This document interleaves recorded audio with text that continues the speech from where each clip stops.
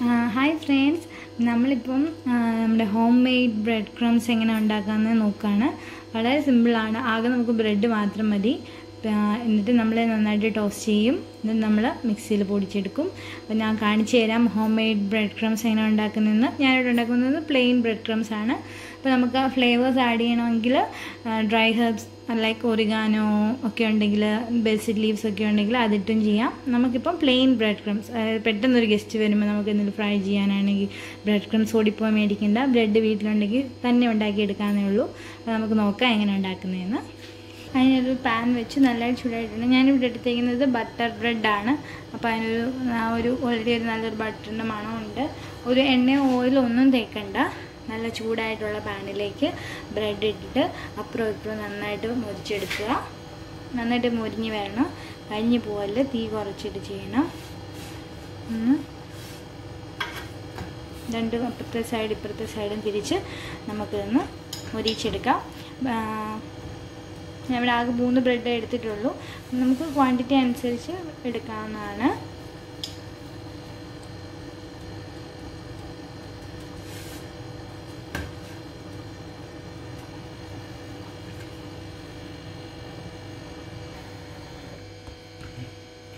പിന്നെ 2 സൈഡും നല്ലൊരു ഗോൾഡൻ ബ്രൗൺ കളറിൽ എടുക്കണം, കഴിഞ്ഞ് പോകരുത്. പിന്നെ നമുക്ക് അടുത്ത ബ്രെഡ് എടുക്കാം. അങ്ങനെ നമ്മൾ എടുത്ത് വെച്ചിരിക്കുന്ന 3 ബ്രെഡ് ഇതുപോലെ മുറിച്ചെടുക്കുക.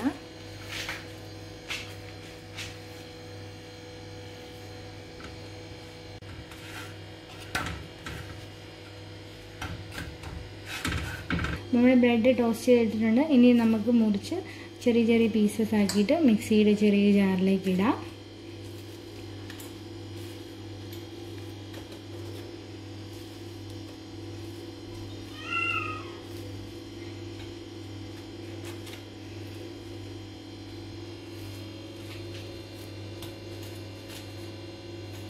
നമുക്ക് നന്നായിട്ട് പൊടിച്ചെടുക്കാം.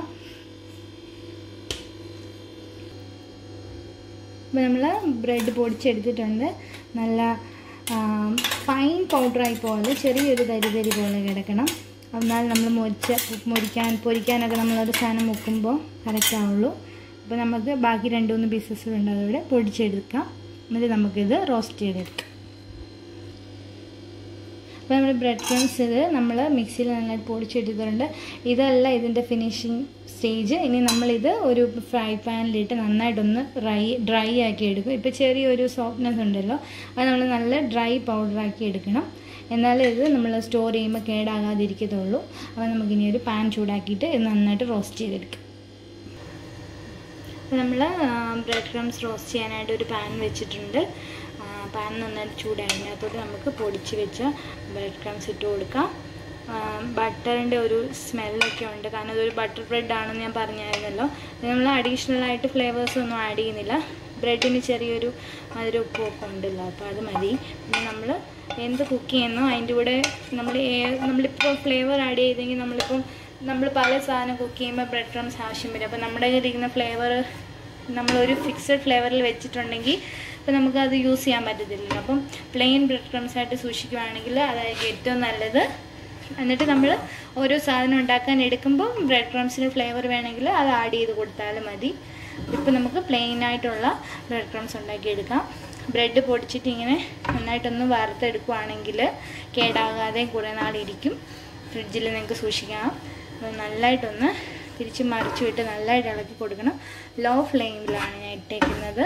നന്നായിട്ട് ഇളക്കി നല്ലൊരു മുരിഞ്ഞ് വരുമ്പോഴത്തേന് നമുക്ക് ഓഫ് ചെയ്യാം. അപ്പോൾ നമ്മൾ നല്ലതായിട്ട് അടിയെല്ലാം ചേർത്ത് നല്ലതായിട്ട് എല്ലാ പോർഷനും നല്ലതായിട്ട് ഇളക്കി കൊടുക്കുക. ഞാനൊരു നിങ്ങൾക്ക് കാണാമല്ലോ, ചെറിയ തരിയായിട്ടാണ് ഇത് ഇട്ടേക്കുന്നത്.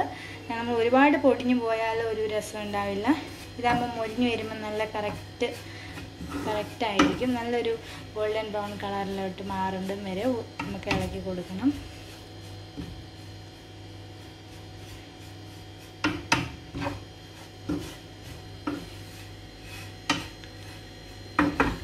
ഒരുപാട് തരി അല്ലെങ്കിൽ ഇച്ചിരി കൂടെ നിങ്ങൾക്ക് പൗഡർ ആവണം എന്നുണ്ടെങ്കിൽ ഇത് നല്ലതായിട്ട് ഇളക്കി ഒന്ന് വറുത്ത് കഴിഞ്ഞ് വീണ്ടും വേണേൽ ഒന്നുകൂടെ മിക്സിയിലിട്ട് ഒന്ന് മിക്സിയുടെ പൾസ് ബട്ടൺ ഉണ്ടല്ലോ അതിലിട്ട് ഒന്ന് അമർത്തിയാൽ മതി.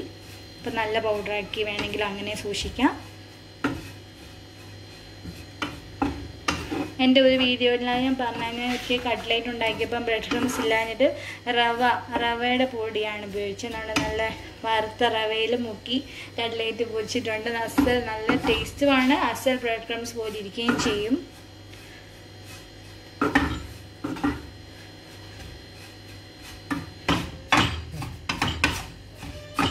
ഇത് നല്ലതായിട്ട് മൊരിഞ്ഞ് വരുന്നുണ്ട്. കളറ് ചേഞ്ച് ആണെന്ന് നമുക്ക് കണ്ടാലറിയാലോ. ഇതിൻ്റെ കംപ്ലീറ്റ് ആ ഒരു വെള്ളമായി ഒരു നനവ് പോലെ ഉണ്ടല്ലോ അത് കംപ്ലീറ്റ് മാറണം. നല്ലതായിട്ട് മൊരിഞ്ഞ് അത് ഫുള്ള് മാറി നല്ല മൊരി പോലെ ഇരിക്കണം. നല്ല ഇത് കേടുകൂടാതിരിക്കുകയുള്ളൂ.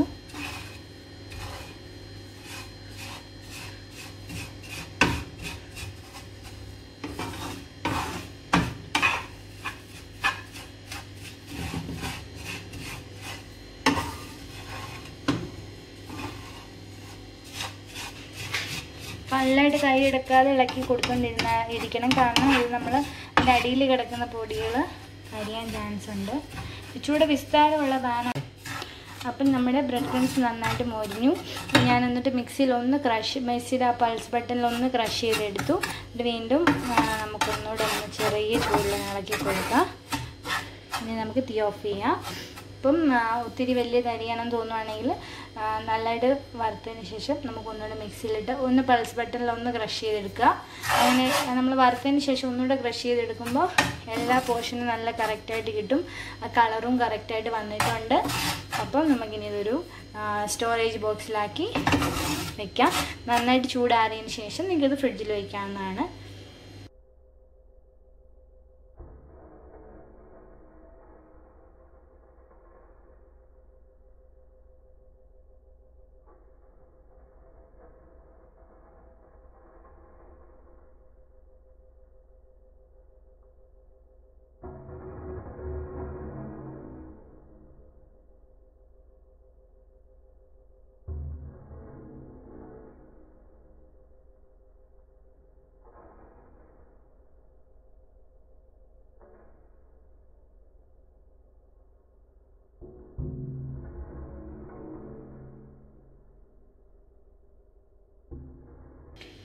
അപ്പോൾ നമ്മുടെ ഹോം മെയ്ഡ് ബ്രെഡ് ക്രംസ് ഇവിടെ റെഡി ആയിട്ടുണ്ട്.